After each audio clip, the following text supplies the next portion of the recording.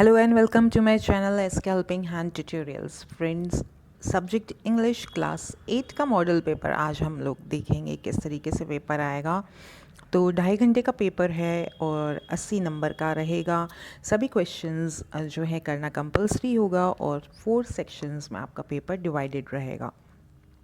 तो जो पहला सेक्शन है वो आप देख सकते हैं 20 अंक का है और यहाँ पे ये ऑप्शनल हैं, आपके मल्टीपल चॉइस वाले क्वेश्चंस हैं। तो चलिए इसके सॉल्यूशंस भी हम साथ में देखेंगे। Who were killed in the incident में कौन मारा गया था। किल्ड का अर्थ होता है मरना, कौन मर गया था, मृत्यु हो गई थी उस घटना में। सुनामी वाले पार्ट का प्रश्न है ये। His 2 children, children's mother, mother's brother, तो ऑल ऑफ देम, तो यहाँ पे ऑल ऑफ देम है, उसके जो पूरा परिवार है इग्निशियस का वो ख़त्म हो गया था। नेक्स्ट क्वेश्चन देखते हैं। How did Tilly become aware of the upcoming calamity. Tilly को कैसे पता चला था कि यहाँ पे कुछ ना कुछ दुर्घटना होने वाली है। वीडियो ऑन सुनामी, उसने वीडियो देखा था। थ्रू अ फ्रेंड मित्र के द्वारा। थ्रू अ मैनेजर के द्वारा। थ्रू बुक्स, तो उसने जो है ज्योग्राफी क्लास में एक वीडियो देखा था सुनामी पे, तो उससे उसे मालूम चला। Who was saved with Ignatius? इग्नेसियस के साथ कौन बच गया था? His wife, 3 other children, his father, all of them. तो 3 other children, वो खुद के परिवार को नहीं बचा पाया था बल्कि दूसरे 3 बच्चे उसके साथ बचे थे। January 25, 1915 was the date on which 25 जनवरी को 1915 को क्या हुआ था। The narrator pulled out the drawers, narrator ने वो ड्रॉर्स पुल्ड आउट किए। Jim's letter came to Connie, Jim का लेटर कॉनी तक पहुंच गया था। Jim read the letter, Jim ने वो लेटर लिखा था उस दिन। जिम मेट हैंस वुल्फ, तो इसका आंसर हो जाएगा C, Jim read the letter, क्योंकि उस लेटर पर यही तारीख डली थी। According to Jim a Christmas morning should be, Jim के अनुसार क्रिसमस जो त्यौहार है उसकी मॉर्निंग कैसी होनी चाहिए। Cold and frosty, warm and comfortable, beautiful with the sun shining, rainy, तो उसने यही कहा था कोल्ड एंड फ्रॉस्टी, क्योंकि दिसंबर के महीने में आप जानते हैं क्रिसमस आता है तो सर्दी और बर्फ़बारी वगैरह हो रही होती है। छठा प्रश्न, but the truth I am ashamed to say is that Fritz began it. In the above sentence, Fritz refers to, Fritz किसके लिए कहा है उसने? The German soldier, the German commander in the story, the British soldier, the British commander in the story. तो ये जो उसने कहा है जर्मन सोल्जर के लिए कहा है, क्योंकि वहाँ से सबसे पहले उनका एक सैनिक आया था। मेघना saved herself from tsunami bye, मेघना ने खुद को किस तरीके से सुनामी से बचाया था। Swimming towards the shore, holding on to a wooden door, the help of the other 77 people who were swept away with her, यानी कि दूसरे जो 77 लोग बह गए थे उनकी सहायता से। द रिलीफ हेलीकॉप्टर्स की सहायता से। तो यहाँ पे आपको ध्यान रखना है कि मेघना ने खुद को जो है शोर की तरफ वो खुद आ गई थी। रिलीफ हेलीकॉप्टर्स गए थे परंतु वो उसको नहीं देख पाए थे और वो 2 दिन समुद्र में ही रही और फिर वो किनारे पर आ गई थी। और जबकि वुडन डोर को किसने होल्ड किया था? अल्मास ने। अल्मास का यदि पूछा जाता है तो अल्मास ने वुडन डोर्स को, वुडन लॉग को होल्ड किया था और मेघना जो है वो किनारे पर आ गई थी। अगला प्रश्न देखते हैं। The tsunami waves were triggered by a massive earthquake of northern Sumatra, of Thailand, of Andaman islands, of the Nicobar islands, तो ये थाईलैंड और भारत में जो है साउथ साइड में आया था। Parimal Ghosh was successful in making Bipin Babu laugh at him, think that there might be something wrong with his mind, that he had really been to Ranchi, that he was no stranger, वो उसको विश्वास दिला देता है that he had been really been to Ranchi। अगला प्रश्न देखते हैं। The worst sufferers under the British rule were who served in East India Company, the business community, the religious leaders, the poor farmers and artisans, तो इसका answer D है, the poor farmers and artisans, ये इन्होंने सबसे अधिक वहाँ पे सफ़र किया था। In the early 19th century, Raja Ram Mohan Roy was an able fighter, an important reformer, a great religious person, a great king. राजा राम मोहन रॉय एक बहुत ही बड़े समाज सुधारक थे, रिफॉर्मर जिसे कि कहा जाता है। अगला प्रश्न, the business community welcome the British because, business community ने ब्रिटिशर्स का स्वागत क्यों किया था? दे लाइक्ड यूरोपियंस, यूरोपियन लोग पसंद थे उन्हें। दे डिसलाइक दे ओन कंट्रीमैन, खुद के देश के लोग पसंद नहीं थे। The British rule had brought a degree of peace, क्योंकि ब्रिटिश रूल के द्वारा जो है वहाँ पे कुछ हद तक शांति की स्थापना हो गई थी। तो इस यही कारण था, जो उत्तर है सी है इसका। अगला प्रश्न, Chunnilal came to visit Bipin Babu again and again because he was his old friend, वो उसके पुराने मित्र थे। इट वॉज हिज कस्टम, उसकी आदत में था। He wanted to borrow some money, पैसे लेना चाहता था उधार। He wanted him to help him get a job, तो वो यही कारण था, वो चाहता था कि वो उसकी सहायता करे कोई जॉब पा लेने के लिए। नेक्स्ट क्वेश्चन देखेंगे, while climbing the mountains the climbers get inspiration from, किससे इंस्पिरेशन मिलती है उन्हें? तो ईच अदर इसका जो है सही उत्तर है। Next question, under regulation 3 of the British rulers, regulation act 3 जो था उसके अनुसार क्या था? Indians were to pay higher taxes, taxes pay करने थे। British goods become cheap, cheap मतलब सस्ते हो गए। उनके जो गुड्स थे, सामान था, वो सस्ता हो गया था, ऐसा नहीं हुआ था। Cotton wearer's became poor, cotton wearer's जो है पुअर हो गए थे। Indians could be gelled without trial in a court, तो ये इसका सही उत्तर है डी। बिना कोई केस किए, बिना कोई सुनवाई किए जो भारतीयों को है जेल में डाला जा सकता था। अब अगला प्रश्न जो है, आपको छोटी सी पैराग्राफ दिए गए हैं, ये आपके बुक में से ही और इसी में से आपको उत्तर देना है। Penny turned his head. Geordie stood beside him. The fawn clutched hard against him. It seemed to Penny that the boy's eyes were as bright as the fawn's. He said, I am glad you have found him. Who was Penny? तो पेनी कौन थे? पेनी कौन थे? और was Penny pleased to see the fawn? Why? Find a word in the passage which means gripped. तो चलिए इसके उत्तर भी हम देखते हैं। पहले का जो उत्तर है, पेनी कौन था? Who was Penny? तो पेनी वॉज जॉडीज फादर, वो जॉडी के पिताजी थे। Yes, Penny was pleased to see the fawn, Penny खुश था। His son Jody was unhappy without the fawn, क्योंकि उसका जो बेटा है वो दुखी हो रहा था। Now that the found had been found, और अब जब वो मिल गया था, Jody was happy. Jody's happiness was the happiness of Penny, और जॉडी की खुशी ही उसकी खुशी थी। अगला था ग्रिप्ट का, आपको शब्द बताना है, तो ये है क्लच्ड। नेक्स्ट क्वेश्चन की तरफ पढ़ते हैं। ये फिर से आपके पास पैराग्राफ दिया गया है छोटा सा। The found stared after him, he came back to it and stroked it and walked away again. It took a few wobbling steps toward him and cried piteously. It was willing to follow him. It belonged to him. It was his own. He was light-headed with his joy. तो Jordi जब उस हिरन के बच्चे को लेने के लिए जाता है, तो पहले वो गोदी वगैरह लेता है, फिर वो थक जाता है तो वो उसको नीचे रख देता है और कोशिश करता है कि वो उसके पीछे पीछे अपने आप चलने लग जाए। और जब वो फाइनली चलने लगता है तो जॉडी बहुत अधिक खुश हो जाता है। द फाउंड स्टार्टेड आफ्टर पेनी, माँ बैक्स्टर, जॉडी, मिलवेल। तो वो किसके पीछे चला गया था? फाउंड जॉडी के पीछे। सी इसका उत्तर है। अगला प्रश्न देखते हैं। He was light headed with joy as he felt that, वो खुशी से झूम उठा था। क्यों? द फाउंड वॉज क्राइंग, क्योंकि वो हिरन का बच्चा रो रहा था। It was taking wobbling steps, छोटे छोटे कदम वो उठाने लगा था। It was not able to run, the found was really his. तो इसका जो उत्तर है वो ये है, the found was really his, वो छोटे कदम उठा के उसके पीछे पीछे चलने लगा था, इसलिए वो बहुत अधिक खुश था।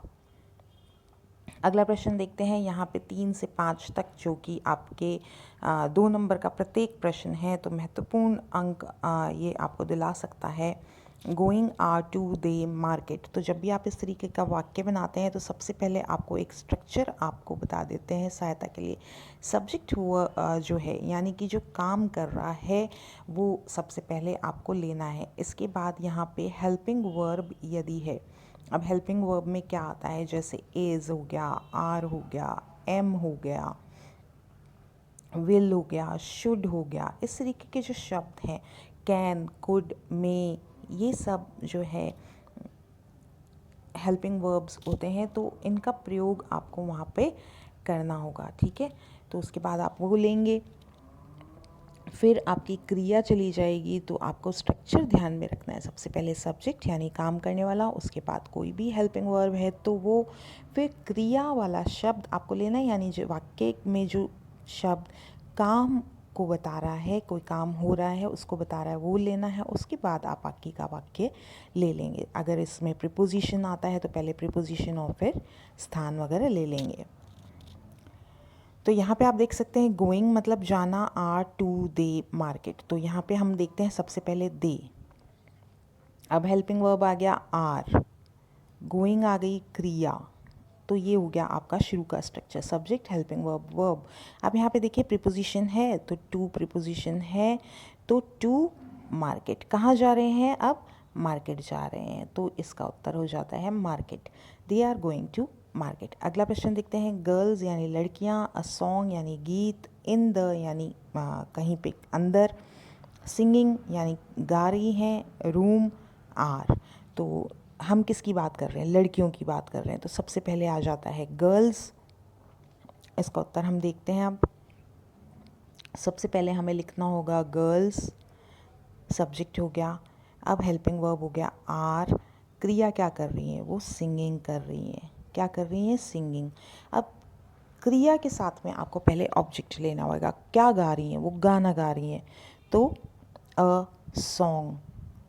अब क्या दिया गया है, कमरे में गा रही हैं, तो कहाँ गा रही हैं, कमरे में, तो कमरे में, इन द रूम।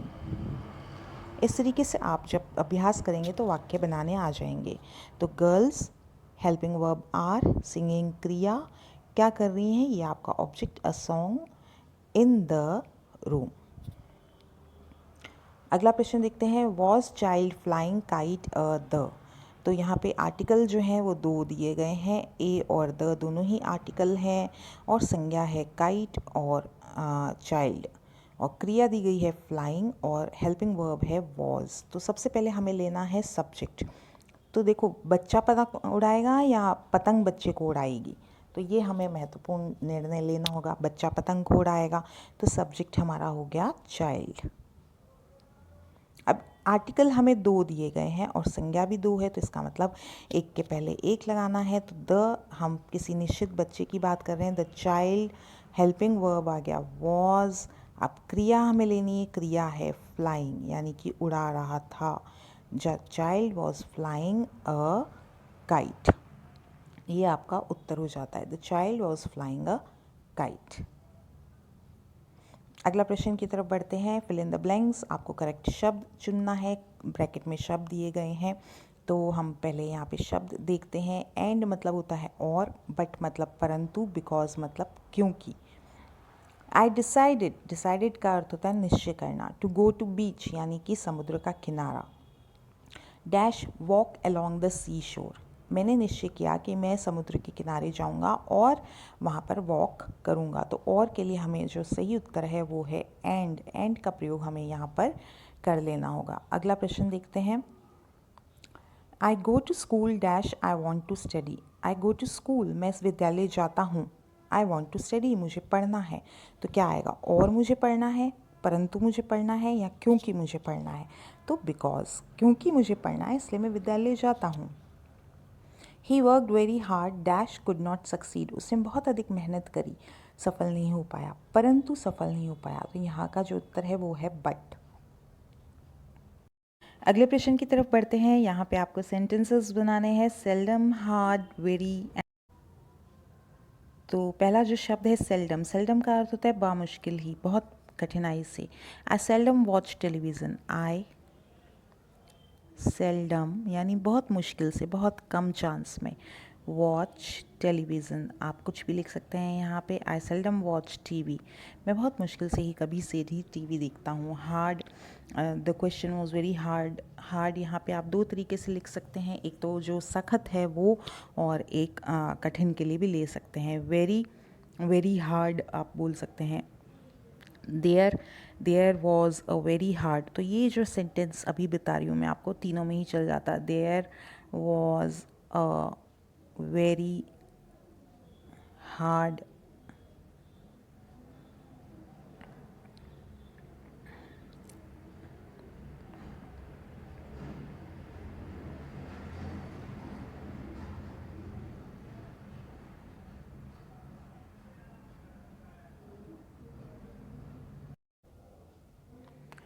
यहाँ से लिख लेते हैं हम इसको।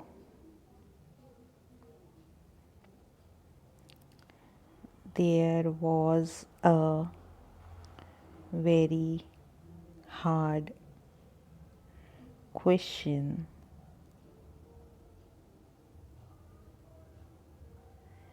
in the exam।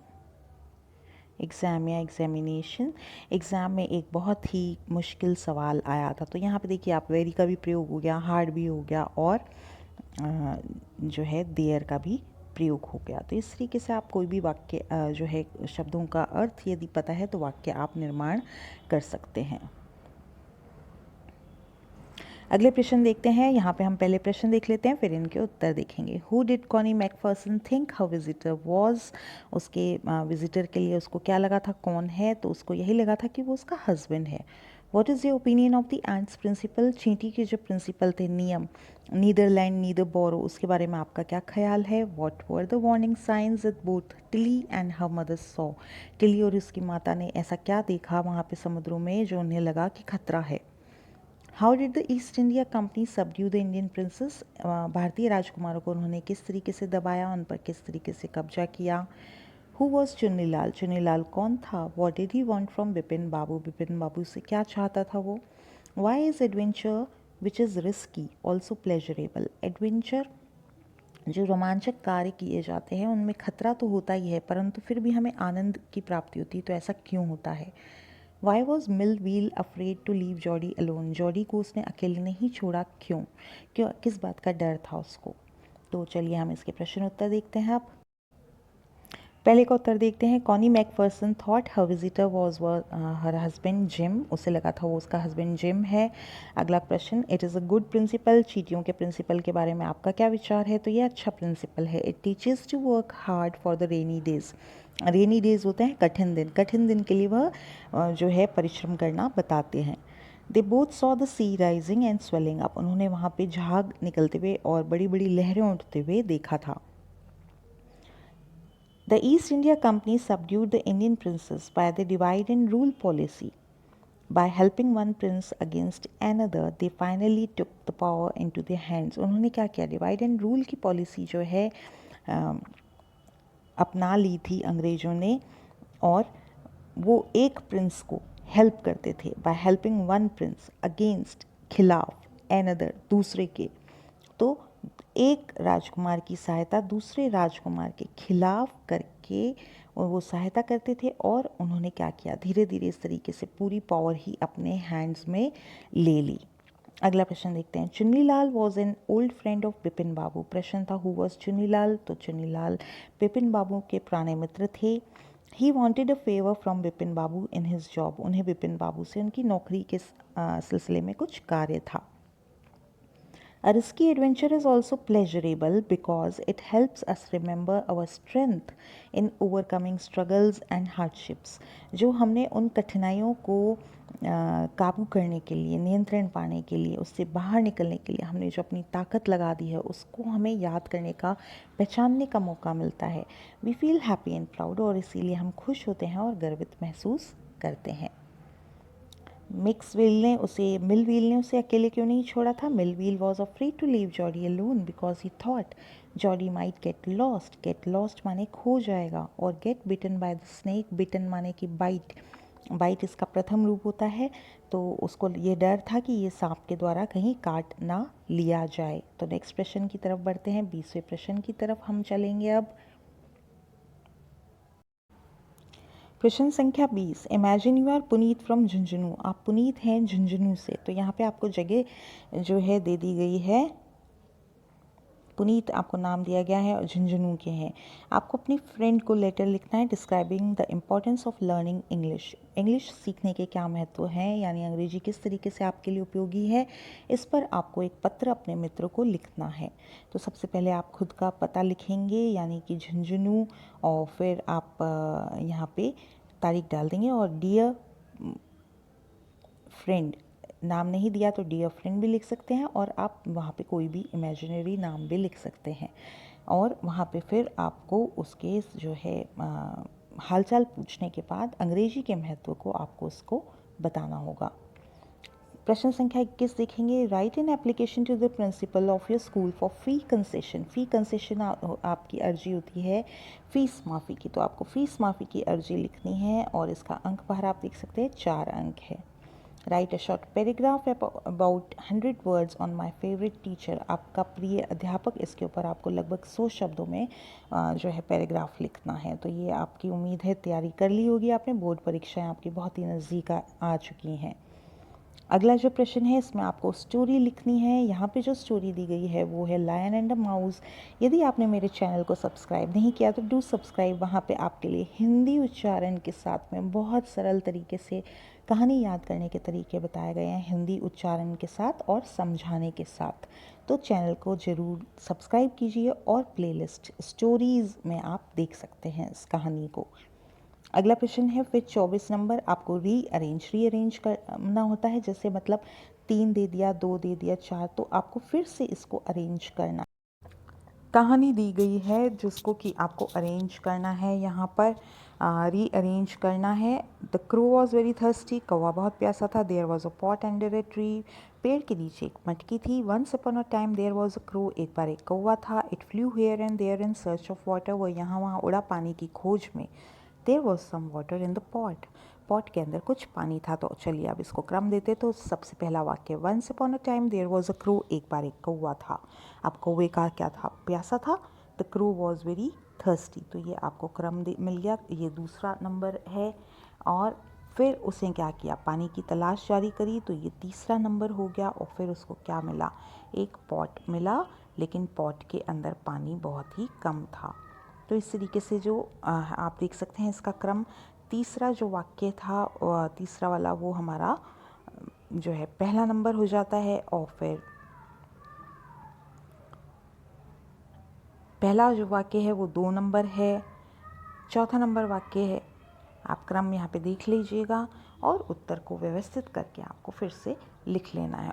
तो इस तरीके से हम देख सकते हैं आपका जो पेपर है वो हम लगभग सॉल्व कर चुके हैं। पेपर ख़त्म हो चुका है आपका यहाँ पे।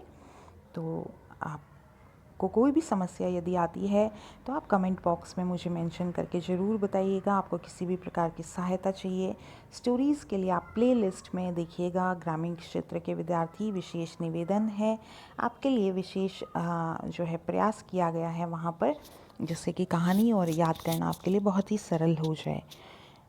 तो चैनल को सब्सक्राइब नहीं किया तो डू सब्सक्राइब। Thank you.